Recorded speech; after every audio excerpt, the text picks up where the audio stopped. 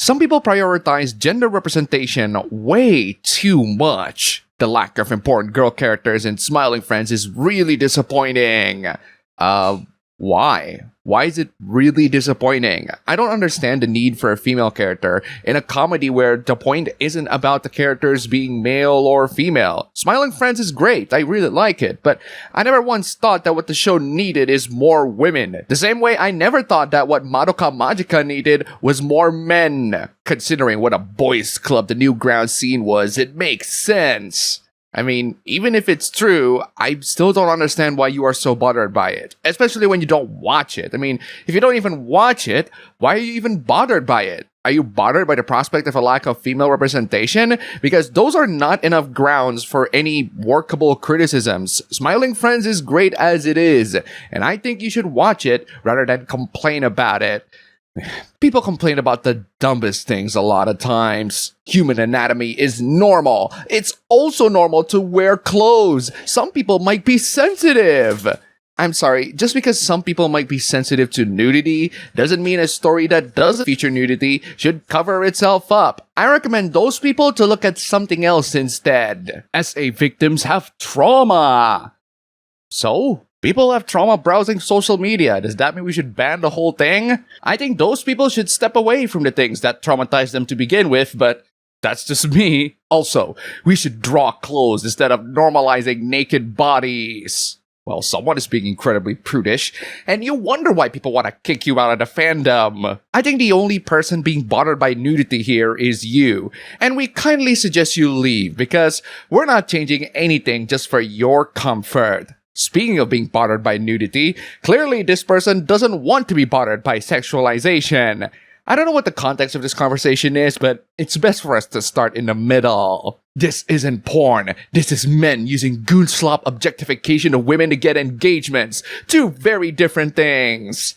Okay, I think this person says that fictional girls in bikinis or other sexual outfits are exploitative somehow. Are you seriously asking me how objectification is harming women?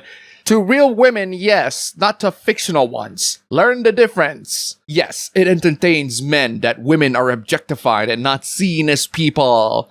You mean fictional characters, because those are objects. Fictional characters are not real people. They are figurative puppets for people to tell stories with. And trust me when I say that writers have done far worse things to those characters than sexualize them. You missed another fundamental part. The saying goes, I like erotic drawings of women being objectified.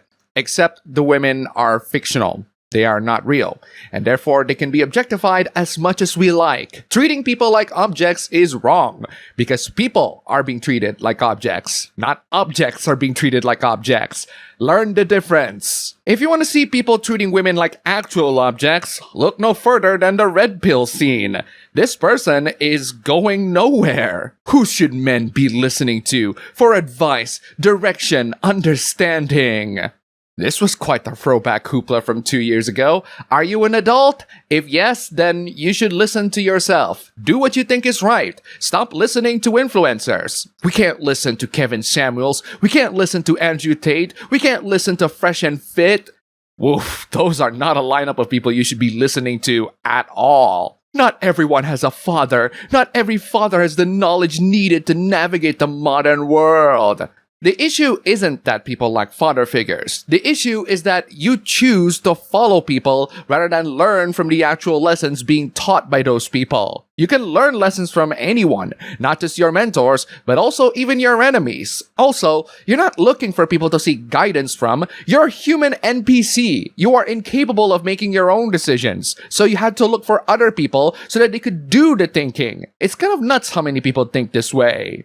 I have far surpassed my father in every way. He's been with the same women for 30 years. There's nothing he can teach me about relationship dynamics in this decade. The fact that he gets a woman, gets married, and have you as a son proves that he knows a lot more about relationship dynamics than you ever will. I wouldn't want the type of relationship he has. You don't want a stable, loving relationship? You want meaningless, casual sex? There are loads of them who can provide you with that. You just need to pay them. Can he help me get laid by 8s, 9s, and 10s? Wow. If this is how you look at women, you can forget being laid by the ones, let alone the tens. Maybe stop treating women as this checklist achievement for sex and start treating them as actual human beings. Don't worry, we have way more hooplas about people mistreating women in real life that are way more concerning than fictional women being mistreated. People are being radicalized with the weirdest of things. This demographic, female, blonde hair, blue eyes, comprises of only 1.2% of the global population. This fact should radicalize you like nothing else.